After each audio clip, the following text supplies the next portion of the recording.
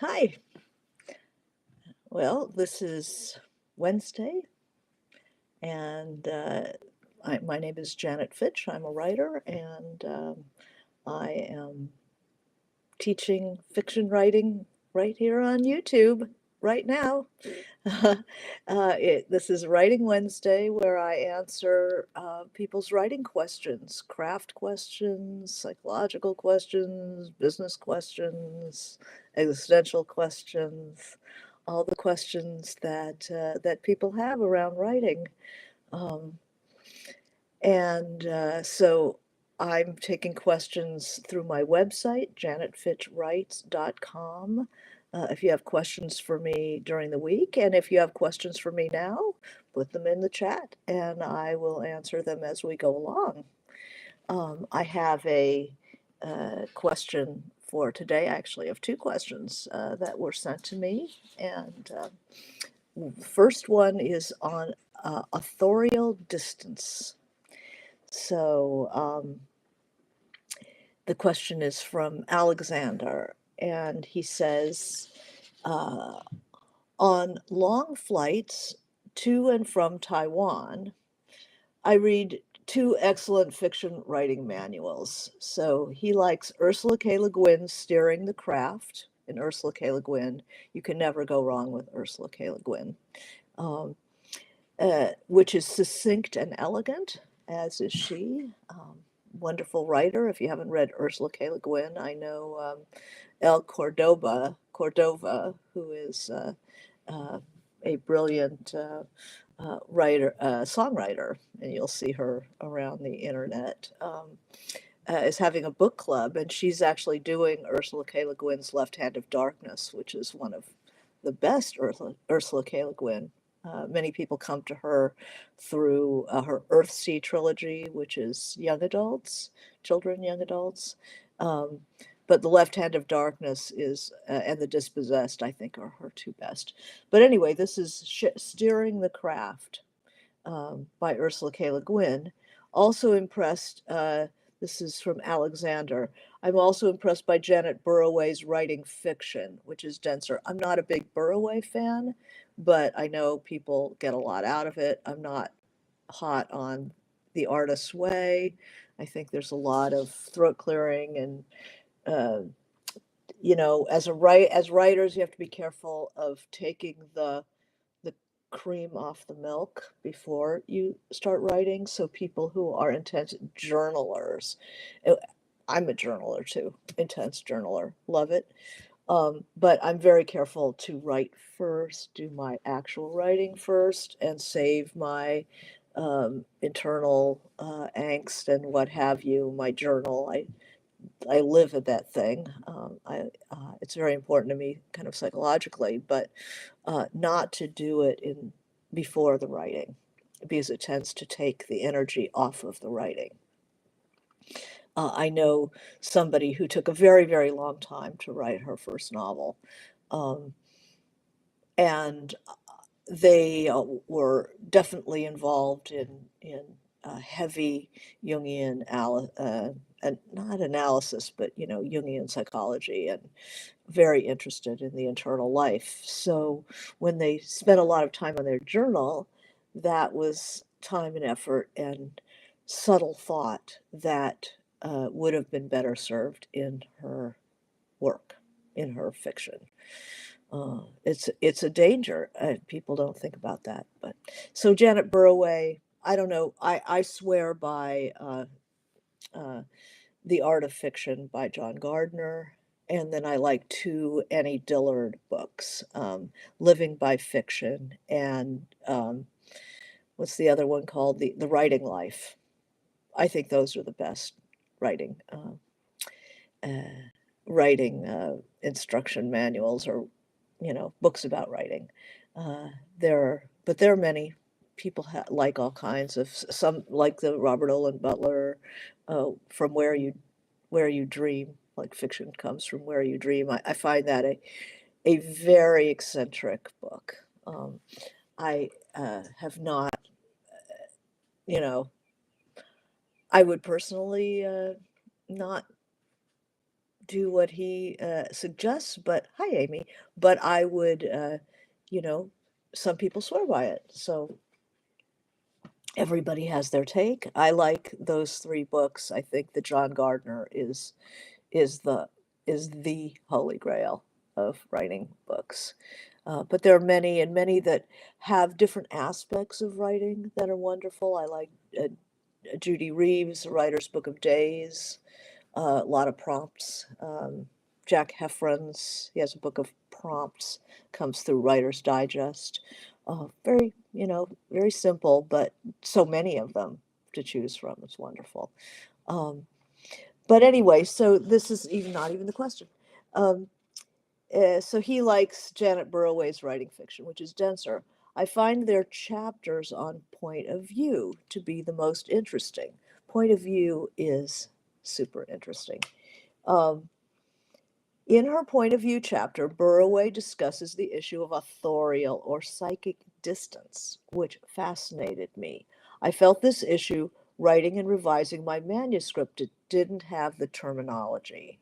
And as we all know, us language people, we if we have the language helps us see things clearly. I mean, I taught a sort of college prep course to promising junior high kids at a LA junior high that was pretty stressful, kind of in a depressed neighborhood and kids, in a public school. I mean, I was there, I was in that public school, but not theirs. It was even worse than mine.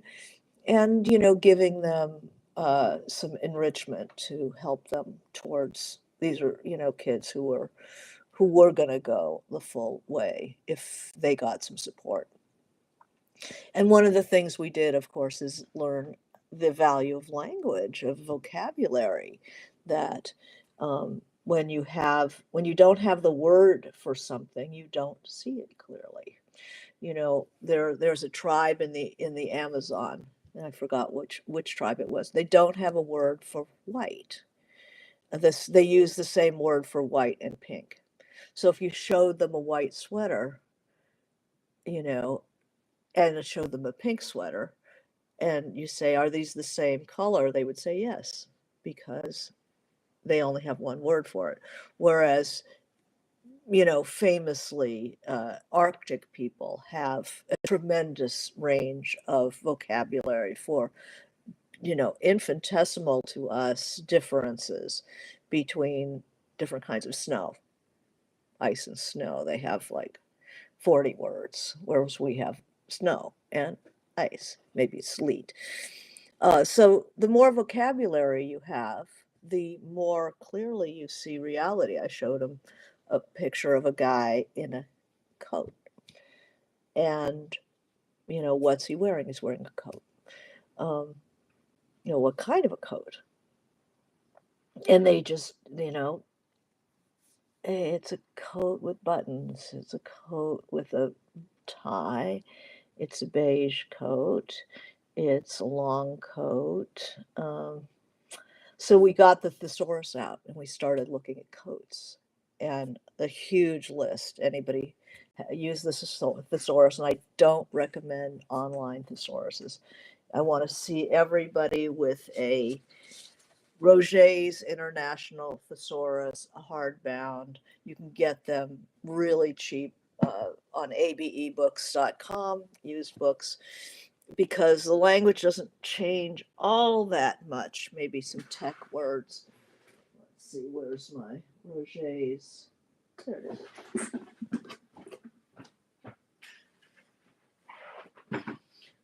What you want is a Roget's International Thesaurus, hardbound with the finger tabs, so that the front is where you look for the word to try to pinpoint the word, and the back is like a huge index where you can look up different ideas. You can probably get this for $4 in some edition from the 80s. It doesn't matter. What it matters is it's big It has all the words, and it's a physical object that you can move through easily and see related things that you didn't ask for, you know. So anyway, we went through the thesaurus, and notice mine is taped, and I don't know where this came from, but I've had it since I was quite young, and I still had a weird kinky signature. Um, anyway, we went through the coats. What kind of coat? Was it a bal macan? Was it a pea coat? Was it a nor'wester? Was it a reefer? And we went through, this whole thing, and then trench coat. Somebody said, "Oh, it's a trench coat." Yeah, and it was a trench coat. And if you have the vocabulary for it, you can see it's a trench coat. If you don't have the vocabulary, it's like you don't see what you're seeing. If you don't know your plants, you look at a weed. I mean, a weed is just something you don't know what it is. It's a placeholder. A tree is just a placeholder for something you don't see clearly, you don't know. So vocabulary building is very important.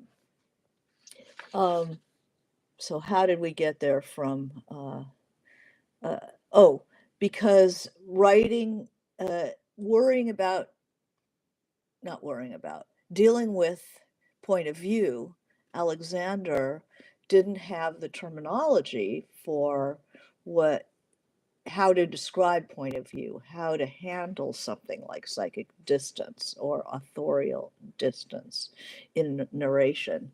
So he said, can you discuss this issue I'm going to discuss it here. During the interrogation scene of his novel, he wanted the reader to admire the unexpected courage and toughness of his character. At other points in the plot, I want the reader to question the character's self-indulgent liberalism and hedonism. At these moments, the reader feels less close to the character. Am I understanding correctly the concept of psychic distance? Okay, well, in point of view, you go from a consciousness that can inhabit everybody. They see everything. They know what all the characters are thinking. It's always in third person, and it marked the 19th century novel. The 18th century novel was sort of one step from a diary. The Confessions of Moll Flanders, the confessions, the letters of, etc. That was 18th century. They didn't quite know how to, they were on their way to the seamless dream of the 19th century novel, but they weren't there yet. So you go from the psychic distance where the narrator is not the character. The narrator actually is sort of a godlike figure that understands all of the characters, that can leap from this character's head to this character's head to this character's head, and then pull back and have their own comments on reality. Okay, so that's omniscient, third person point of view. Then you can sometimes a narrative. So the narrative distance where the narrator can have their own voice, can step back as the author and dear reader. That's a pretty far psychic distance or authorial distance. It's a big one. It's omniscient, and it has a voice of its own. So there's a narrator. Then there is the form where there is no narrator. You are simply given the godlike view and getting bits and pieces of everybody's thinking and neutral description of the of the world. And I'm not going to make a hierarchy of this, although people do. I'm not, uh, you know, really a big hierarchical thinker, but you can certainly distinguish between a point of view where the godlike narrator has a voice, the author's voice, and one where maybe there is an author's voice, but it's very subtle and you never pull back into full throated, dear reader, this is what you should think. So, kind of two branches off of the omniscient. And then you go into a third person where we observe people, but we only go into one point of view called limited third. Um, so of course, in this, generally speaking, where the author doesn't have a say, we are kind of embedded in that character's point of view. Uh, but we can pull back enough. So think of the camera. In Omniscient, it's like a big crane shot, and you can go in. Here's Orson Welles, you go in and see what's going on, and then you can pull out and see the whole thing. In limited third, the we're really looking close at one character, and we don't see what they don't see. Then you can get in closer, and you can go into first person where you're getting a description of what's going on from the inside of the character. So you see nothing the character can't see. In third person, you can pull that camera back enough to see the character and what they do, and they're moving between the room and they pick up the phone, and what the sunlight looks like on their hair. You can't do that in first. You can't pull back. So when they're talking about distance, that's what they mean. How far back can you pull that camera? When you're in first, you are locked into their point of view. And, it's compelling, but it also is, the limitation of what you can see. You're limited by that character's psychology and at the edges of what they can see. If there's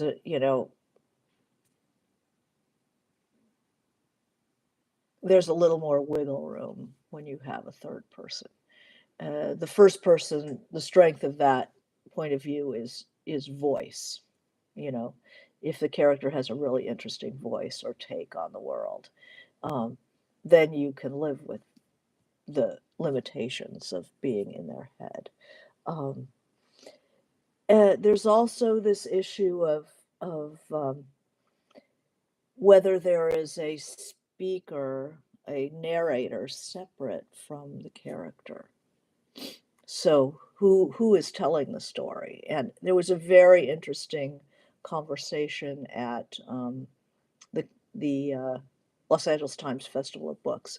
There was a panel or an interview with Amor Towles, gentleman from Moscow, and he has a new book called Table for Two. It's short stories and a novella, and he very deliberately kind of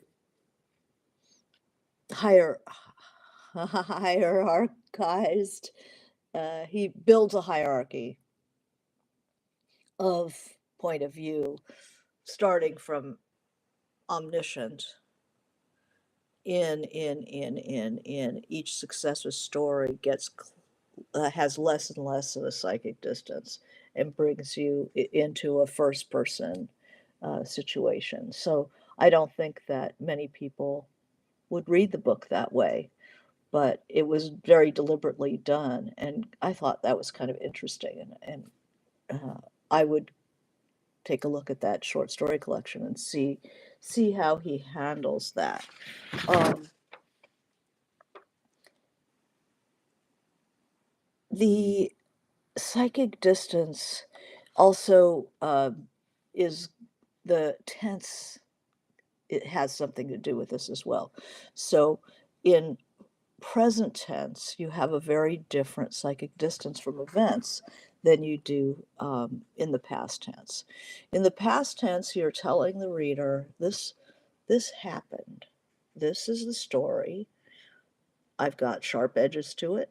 This is the story that happened, and everything I'm telling you has some bearing on the development of this story. So I'm leaving out, if I'm telling the story in the past tense, this is what happened. I'm not going to include too much irrelevant material. The reader is reassured that there's not going to be a bunch of irrelevant stuff coming in. That everything is in there for a reason to build a certain story. Whereas first person, present, or say that's past tense, present tense, the story is happening as the character is living through it. So neither the character nor the reader really knows what is going to be part of the story. What's essential here and what is just happening. It's just happening. It's like having a child tell you a story. And then he did this, and then we had ice cream, and then Johnny's father didn't show up, and his mother kept calling, and my mommy didn't know what to say, and she dropped her purse, and then some man picked it up and helped her get her stuff together, and they knew each other from, it's like, whoa, what am I looking at? Am I supposed to care about the guy it didn't show up, or am I supposed to care about the guy who's picking up my mommy's stuff, or is the ice cream the point of it, or um, uh, and that is interesting when it's intentional, um, when an author maybe intends to use various parts of that, but it can be very, for better or for worse, you talk about psychic distance. For better or for worse, I would say it's very face in carpet. That's how close it is. There is no psychic distance whatsoever, and the reader can get very tired of face in carpets. They long to pull back a little bit and see what the shape of what's going on.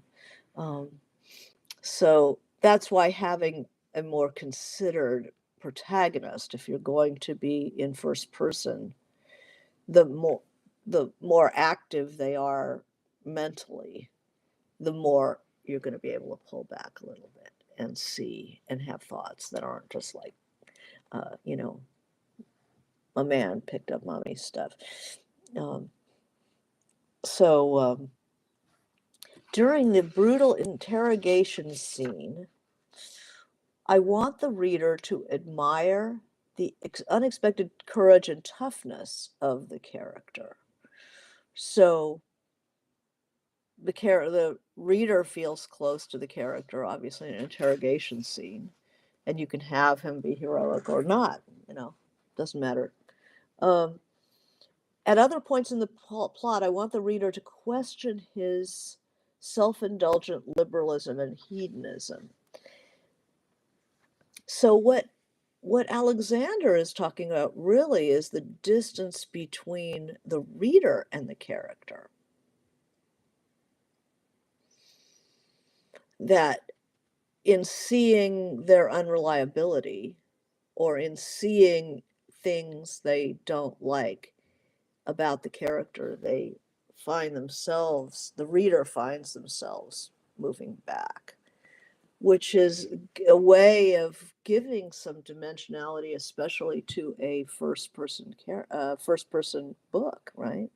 That you can, if we're really on their side, and then suddenly they're doing something that, you know, in life we wouldn't much care to be along with. If one of our friends was doing this, it gives you a little bit of distance from the character. And that's kind of nice. you're always looking to vary things, and then that would be something to vary. Um, I think the biggest psychic distance comes when with the intervention of the writer. When the writer starts talking to the reader directly, and you're more aware of the construct that, you know, of the book. Um, I'd say that's where you really get some distance from the story. You're not in it anymore. You're suddenly reminded, oh, this is a story, and I'm making it up right now. Um,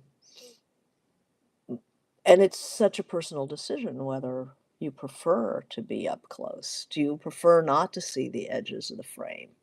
Um, I think the 19th century, in the 19th century, they were really proponents of the seamless dream, where you are not awakened, you're not startled by this is just a construct. In the 20th century, it was a self-conscious century, and they were started experimenting. Hi, Wendy. They started to experiment with what happens when you intervene, when the reader is like reminded that this is just a story. Um, the 21st century especially likes to deconstruct. We like metafiction. We like to be reminded that it's just a story and I'm making this up and so on, um, because it's more playful. It's a game. Um, Personally, I find that more irritating. It's like being in a theater and having somebody sitting next to me talking to me while I'm trying to watch the play. But I'm a simple sort. That's what I like. Um, but many people like these more higher order games, and the the fun of having it be a game, and clues, and scenes within scenes, and stylistically interesting, telling of the whatever happens, finding interesting forms, um, is very popular in the 21st century. I think we live in such fragmented, siloed times that it lends itself to games like that. There isn't one reality anymore, is what that form is saying. Um, let's see. I think you can you pull back to question what somebody is doing. It's always distancing and interesting when a character says one thing and does something else. I would never, you know, go to Las Vegas and walk through the casino in the middle of the night in, a sparkly dress or whatever that's played as it lays, um, by Joan Didion. And then we see her walking through a casino in the middle of the night in a sparkly dress. And it's like, oh, I thought you said she would never do that. Oh, is it that she doesn't know herself well enough? She has these, or is it meaning that the character's devolving and breaking their own rules? Either way, it's interesting, and it breaks the seamless dream that your character is telling the truth, um, which is interesting, very interesting. Um, let's see. Has anybody read Burroway? This writing fiction by Janet Burroway. I read it a long time ago, and I remember not caring for it all that much. But maybe having written for 30 years since I read it, maybe I would find it extremely interesting. Rereading standard writing texts once you've been writing and you've conquered some of the material yourself, and then going back and reading it and realizing, oh, that was pretty good, or oh my God, that would really, lead me astray if I tried that. Um, Yeah, so I definitely uh, think that the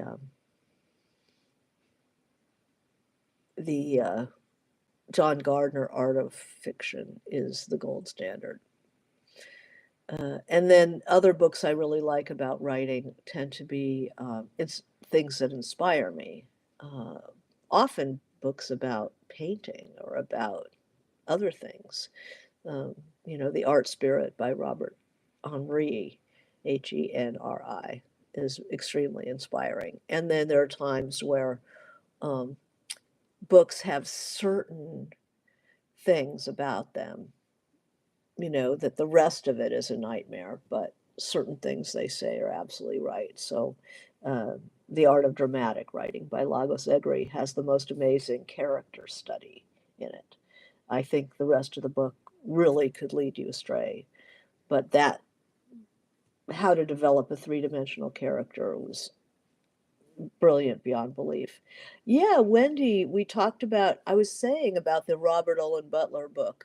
Wendy says, I remember reading it in tandem with a book about Robert Olin Butler's approach, which is From Where You Dream. And he does things with cards, that you don't write the book, you dream around it, and then you write these index cards and you shuffle them around and you think about them. You get the whole book down in 200 index cards, and then you lay them out and you think about the book as you lay them out, and how would you order them, and what wouldn't you put in. You'd end up with 80 cards instead. I mean, once you get index cards, I'm out of there. Because I had the experience of doing index cards with somebody else's method, and by the time I had the index cards, um, I didn't want to write the book. I felt like I kind of dreamed my way all the way through it, and thus was not interested in it again. So that's me. But definitely dreaming is a part of it. I mean, it's not part of Alexander's question about psychic distance, authorial distance. There's authorial, there's the voice of the book, which is not necessarily the voice of the character. There's very reserved tone, very elegant tone. There's a wonderful book by, is it Jean-Pierre Jouvet, Jouvet, called The Desert World. It's super elegant. And you feel distance because there's such a cool presentation of, and high diction presentation of the events of the book. Very quiet, very cool. There was a Bruckner book, Hotel du Lac, also very distant and cool. So the more excitable the prose, the way scenes are presented, the closer we feel, because we feel more embodied in the book, and it's warmer, so you're leaning into it. Whereas cool, it's just like somebody meeting somebody who's very cool and elegant and reserved. You don't feel as intimate with them. You do feel like you're being kept at a certain remove. So that has to do with tone. Um, Wendy says, I was younger with more time back then to read the Burroway and the Robert Olin Butler together. I know that there is a Stephen King book with rules, like 10 rules. And anytime I see numbers, I think it's the literary um, version of clickbait. There's something about us that is attracted to 10 rules or 12 rules. We think, okay, we're going to get it all in 12 rules.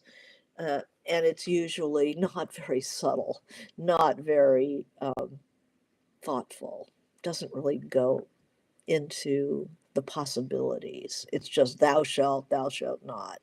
and you're getting um, a perfect picture of how to write like that person. There's another one, some crime writer has a 10 pointer, and basically, oh, it was okay, I will get it. 52 pickup.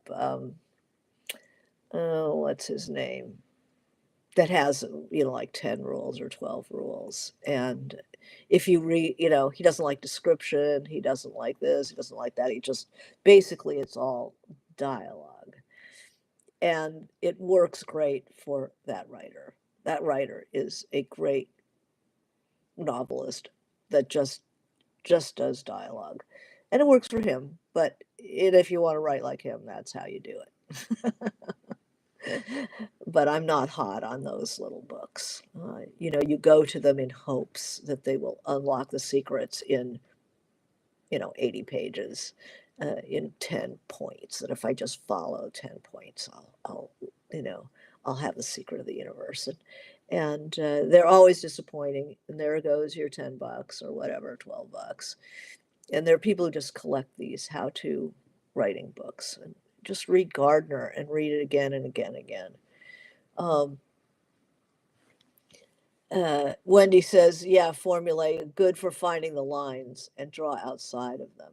Well, yeah, uh, it's so limiting, those do's and don'ts. I don't like things with numbers in them. I think that approaches to writing should be more commodious and examine how different excellent writers do things rather than just how I do it. Um, so that's a start. Um, yeah. So the reader notice when you're reading your own tastes in literature. Notice the psychic distance. Notice whether are you standing behind the author telling the story? Do they pick that was what one thing that was very interesting about the Amor Towles uh, interview at the Los Angeles um, Festival of Books, and talking about how he in the stories in Table for Two he starts with omniscient and then moves in. Um, Let me get my little notebook. I always take notes on these things. Um, is that crazy? Talk among yourselves.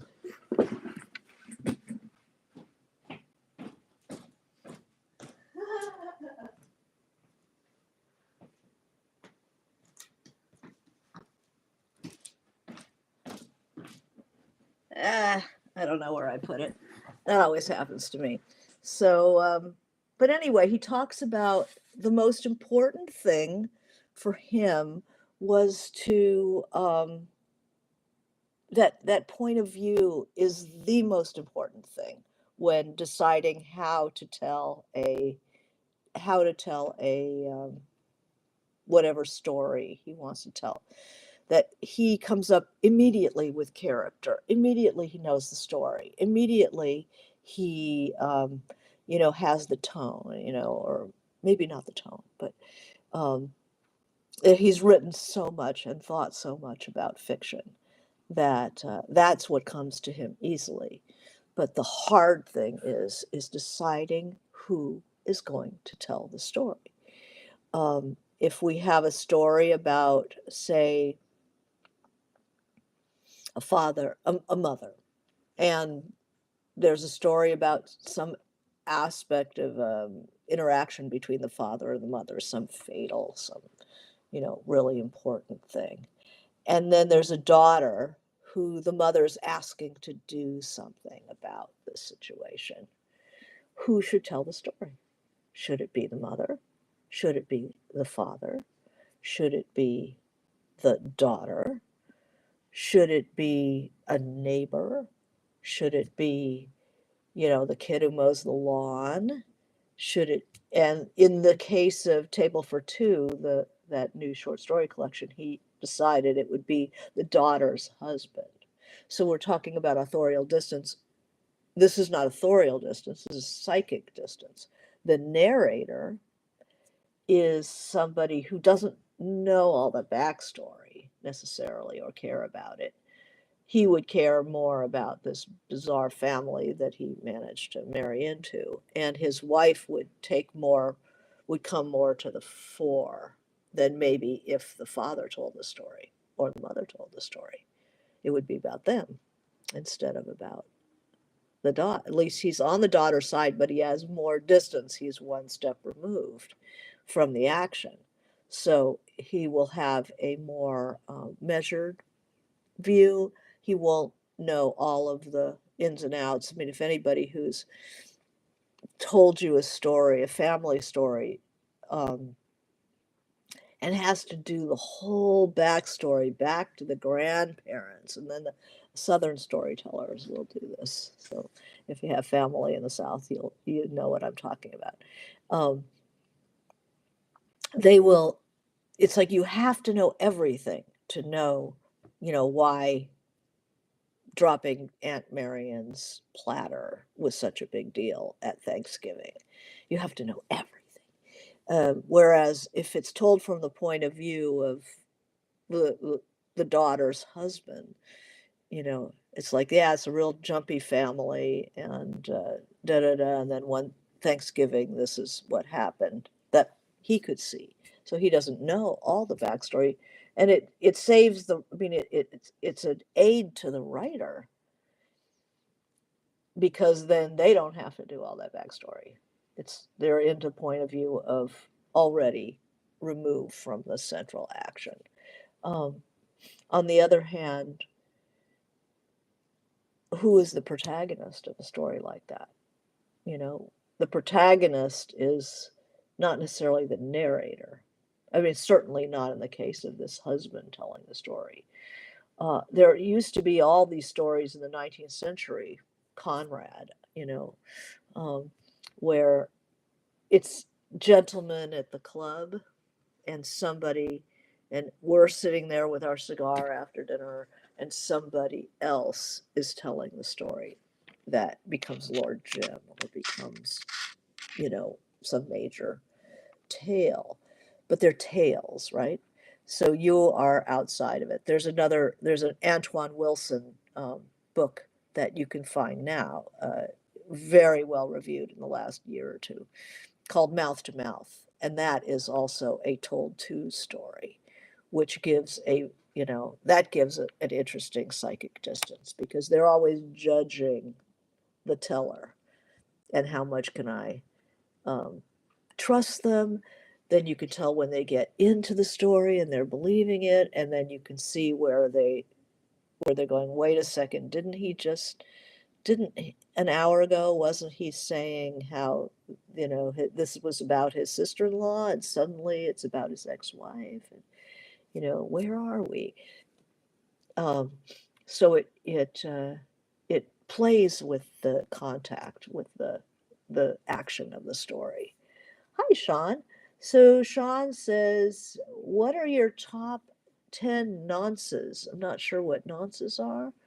Um, and Joey is my favorite character. I'm not sure what we're talking about there. And Wendy is saying, I think about these different um, instructional manuals and self-help writing.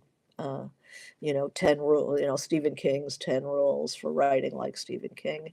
Um, uh, do you think it's about doing it quickly instead of taking the time it takes? Why would people are drawn to these little books of how to write like fill in the blank, where people are hoping that they're going to have insight. We all hope to learn more, have some insight into something that's going to pop things open. But generally, the best ones are, there's a special gift to analysis that somebody like John Gardner has. Some people like, uh, I don't like them when they're too textbooky. Some of them are, especially people who have run programs uh, in the academy. They're a little too textbooky for me. I don't think I think it's an art form. I don't want to read a textbook. Um, Unless it's a literature textbook that calls attention to the devices being used by various characters. That's more useful, you know, um, analyses of novels. Um, People who are very sensitive and learned and can talk about things. Another way of doing it is to read a book and read different analyses of that book by different people. And they see different things and they talk about different things. How the hell is it constructed? This is the good thing about reading real literature instead of entertainment is there's meat there that very smart people can sink their teeth into and show you, pull it apart and show you how it was constructed and what they did with it and it gives you different doors you can open then in your own work. It's like, wow, that's what Lowry was doing in Under the Volcano. Oh, wow. I wonder what it would be like to play with that. You're not going to get it 10. Oh, I'm gonna find out what that book was, that author is. Um, 52 pickup novel. Elmore Leonard. Yeah. Yeah, Elmore Leonard has a how to write book, and it's like how to write like Elmore Leonard, which means no description at all, um, just dialogue and action. Um, and if you want to write like that, then that would be the book for you. Um, so top 10 nuances, Janine was saying. Not sure. Um, and then I do, so anything else about distance and point of view? I mean, it's certainly read 10 novels that are, excellent novels. And then talk about the point of view. How do you know the distance? Where is and then notice it within the novel where distance is greater, I mean, where if you're in omniscient, there are times where you're very distant because the author is talking directly to you. Um, then you get closer when you're coming into a scene, and then maybe you're inside the person's head. Suddenly, the distance has been completely collapsed, and then you come out again. Omniscient, you'll see that more in than any other. Once you're in a first person, you're right in there. You're in the person's head. So Janine says, I like exploring more moral gray areas, humor, and social and societal dynamics. It depends on, and you can do that in a big way in Omniscient, like Anna Karenina, or you can do that um, from the inside of a first person character looking at coming up against things that seem wrong or even from another movie. It's like my character sometimes looks around and goes, I mean, this person just, it's like they came in from another movie, which indicates there is another movie somewhere. That they realize that the reality that they're experiencing is not the reality. It's just the reality for me right now. And that gives them actually it's an unnerving thing, but it also suggests another way of living, that what's happening to them is not the only way it could be. and it opens up a possibility as well. Um, Moral gray areas are the essence of adult fiction. You know, adult, like somebody, I had written a young adult novel at one point, and there was a question when I was writing White Oleander, like kind of where that would, I wanted that to land. And I feel that the difference between a young adult novel, people are sorting out their moral stance, but it's usually pretty clear, like who the good guys are, who the bad guys are, and you learn things um, along the way. But the moral gray areas tend to challenge the challenge the reader more, and no easy answers. And that's the stuff of adult literature. Um, and some adult literature isn't really A, it's not literature, and B, it's not really adult. Um, Societal dynamics, the more subtle you get, the more it's adult literature. Humor is always good. You want people to breathe. I mean, your character can be funny, or your authorial take can be funny. So, like in a Nabokov novel, um, where is the humor? In Pale Fire, which is a book told in the footnotes, really, of this horrible poem. Um, the humor is in A, it's a horrible poem, and nobody should be writing about it at all, so that's hilarious. And then the character, Kinboat, uh, is so petty and awful. Well, he doesn't realize he's petty and awful. So it's not the character who has a sense of humor, it's Nabokov who has a sense of humor. But sometimes the character has a sense of humor. Um, and that's always likable. I like it. Um, and it's a character who's accepting of their flaws, usually a character who has a sense of humor. And then, so I have another, I'll save that for next week. I have another question. So any questions about this one, the authorial distance? Um, there are ways, the different ways to do it. But I like that Immortal's idea that, the hardest thing is to pick who tells the story. So we naturally will gravitate toward a certain character when we start writing a story. But I think at some point it really does serve us well to stop and think, well, who else could tell this story? What if so and so told the story? How would that change it? You know? Um, there are many stories now being told by the villain of the story, which is interesting. You have to make something happen, though. I mean, there has to be even a hidden protagonist, where to have a satisfying ending to the story.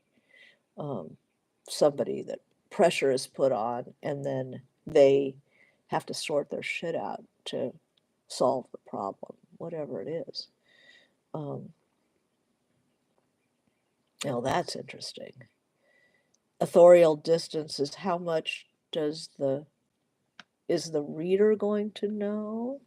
How close are we going to feel to the character? Um, I'm thinking about um, I'm thinking about Fates and Furies by Lauren Groff, which has two parts. It's a marriage, and the first part is narrated by the husband, who's kind of an open-hearted, a bit of a Labrador, a little bit of a golden retriever kind of guy, uh, confident, and you know. And the second part is retelling that story in context of a bigger story that the husband has no idea. And this is not as likable a character, but more knowledgeable character. And how does she handle the distance? you feel the depth in the second part, um, but not as you don't feel as close to the character for sure. Um, but a much subtler and more clear-sighted, we talked about, the being able to give voice to particulars and kind of focusing us like vocabulary does. You feel much more focused in that second part where you see what's going on backstage as well as what's in the front story. So Wendy says, I'm struggling with that in my novella, two best friends who rival each other. Yeah. You pick a protagonist. In the end, that one of them will be the protagonist, the hero, the person who is able to resolve their dilemma by learning about themselves and their own, like what's working, what's not, and their struggle. Um, they usually don't all have a denouement. I was thinking of A Little Life, the um, story. There's four boys who grow up, but clearly over time you see one of them is the protagonist, and their struggle with themselves and their reasons why that struggle becomes harder and harder as they become more successful. It's a very interesting book. All right, well, this is Writing Wednesday, and hopefully we'll see you next week, noon on Wednesday Pacific, 3 o'clock Eastern, and I wish you good writing.